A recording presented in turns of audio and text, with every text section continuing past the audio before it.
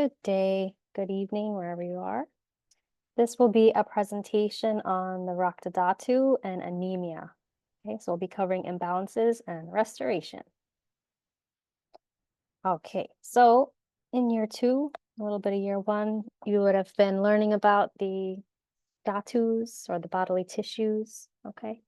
And after Rasa Dhatu, which would be the first one, which covers plasma, excuse my ring camera, we would be going into the Rakta Dhatu.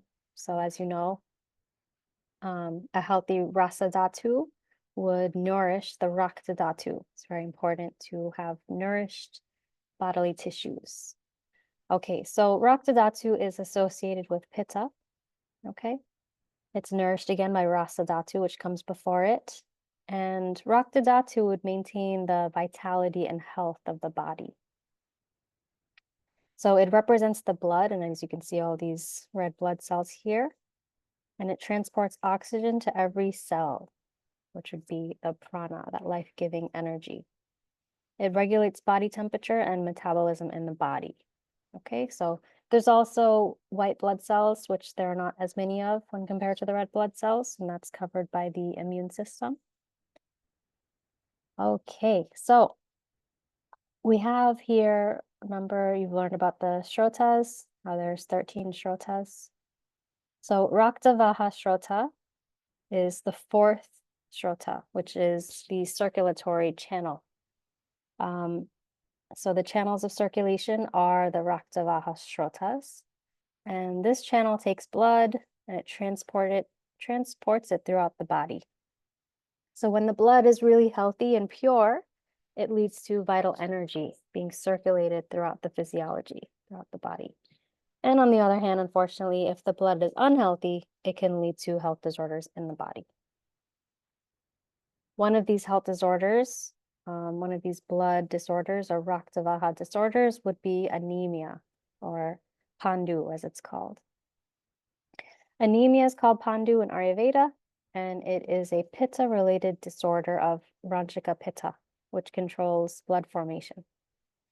So anemia occurs when there is a lack of quality or quantity of Rakta Dhatu, such as when there are not enough red blood cells, or RBCs, circulating throughout the body. Symptoms of anemia would include weakness, fatigue, pale skin, and shortness of breath. Sometimes people might mistake these symptoms for anxiety, and people with anemia can sometimes have anxiety. All right, so causes of anemia. We're going to go over the imbalances really quickly here. As with many disorders you've learned about in our wonderful Mavram program, an improper diet can lead to many disorders, including anemia. Lack of vitamins and minerals like B12, iron, and folate are related to the most common type called iron deficiency anemia. Poor digestion and weak agni, or digestive fire, can also lead to anemia, as these would prevent the body from properly absorbing crucial nutrients, okay, like the B12 and the iron. So excess stress and immobile lifestyles are also contribute to those imbalances. And as you could even consider, when we have excess stress, we tend to have very, very shallow breaths. And that's why I mentioned anxiety, because when we have anxiety or feel anxious, it's hard to breathe. We take these shallow breaths. It's very strained, right? So think about the air that will be going in through your body if we have a stressed breath, as opposed to after we do some TM, after some yoga asanas, right? It's a lot more calm that we're able to breathe. And the air that we bring into our system is a lot more pure. But again, on the other hand, if it's impure air that we're taking in or shallow breaths that are very stressed, these things can lead to imbalance. But not to fear. We have pathways to restoration.